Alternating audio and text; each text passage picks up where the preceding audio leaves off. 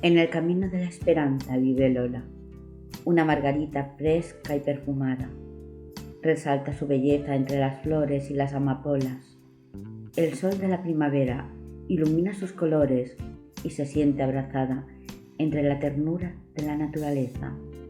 Ella vive feliz y en armonía, pues todo lo que conoce le produce el placer infinito de la vida. El viento la acaricia murmurando al oído la belleza que ve en ella. Las abejas, revoloteando a su alrededor, se disputan su dulce miel. Las mariposas sueñan con tener tanta belleza. Todo a su alrededor brilla especialmente con ternura y esperanza. Por eso Lola se siente tan feliz, se siente parte de un todo maravilloso.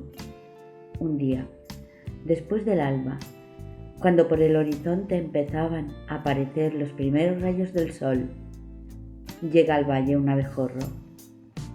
Era orgulloso, presuntuoso y muy presumido.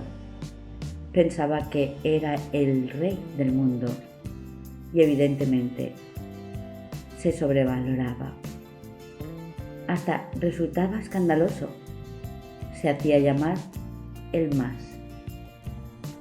Fue revoloteando de flor en flor, dándole a todas falsas esperanzas de amor verdadero, hasta que encontró a Lola.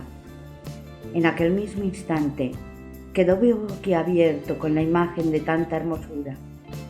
Siguió revoloteando, esta vez con una meta en concreto: tener a Lola para él solo. Cuando llegó a su altura, se le acercó suavemente, con aires de gran conquistador, y le dijo: ¡Qué bella eres! Hasta los rayos del sol deben tenerte envidia. No había visto jamás tanta belleza. Lola se ruborizó con tanta galantería. De hecho, resultaba muy agradable. ¿Cómo te llamas?, le preguntó. Mi nombre es el más, respondió. ¿El más? ¿El más qué?, dijo Lola sorprendida. El más todo, respondió él. El más guapo, el más alto, el más elegante. Ella de nuevo se sorprendió y él, que enseguida se dio cuenta, dijo: solo era una broma. De hecho, era muy diplomático. Su picardía llegaba a unos extremos que en ningún momento podía imaginar la ingenuidad de Lola, pues ella era tan bella como inocente. El más la visitó un día y otro, hasta llegar a comprometerse con ella. Lola, tan bella como fiel, empieza a alejarse de sus habituales amigos, gracias a que todo su tiempo era absorbido por su actual compañero. Cuando ella pasó la barrera del amor a la dependencia, el más empezó a dejarla de lado. La tenía tan segura que no le preocupaba ningún tipo de rivalidad. Ella se había dado por completo. Él ya había conseguido su propósito. Ahí comenzaron sus problemas. El más ya no se sentía atraído por conquistarla. Había muchas otras flores en el camino, gracias a las cuales podía continuar alimentando su ego. En aquellos momentos, Lola empezó a sentirse triste y sola. El más cada vez se dedicó a espaciar más sus visitas y volvió a ser él mismo. Su dulzura se volvió agria y sus caricias dejaron de aflorar, al igual que sus dulces palabras. Lola estaba cada vez más triste y esto se reflejaba con toda naturalidad en su aspecto exterior. Por lo tanto, el abejorro se sentía con el derecho de discriminar su falta de frescor y así fue abandonando poco a poco la margarita. Se sentía deprimida y engañada. Sintió con crueldad las inclemencias del tiempo. El aire ya no la acariciaba, sino que le golpeaba. El sol ya no le producía calor, sino que le secaba y la quemaba. La plenitud de su entorno se tornaba a sus ojos pálida y gris. Todo su mundo había cambiado, al menos así lo percibía ella.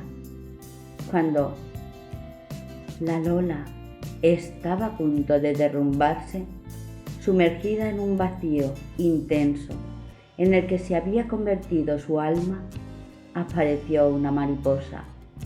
Era joven y bella. Se acercó a la flor y sin titubear le dijo: ¿por qué quieres oscurecer tanta belleza con tu forma de sentir? Mira a tu alrededor con el corazón abierto y observa la belleza que te envuelve. Lola se giró hacia ella y respondió: ¿qué sabes tú de mis sentimientos?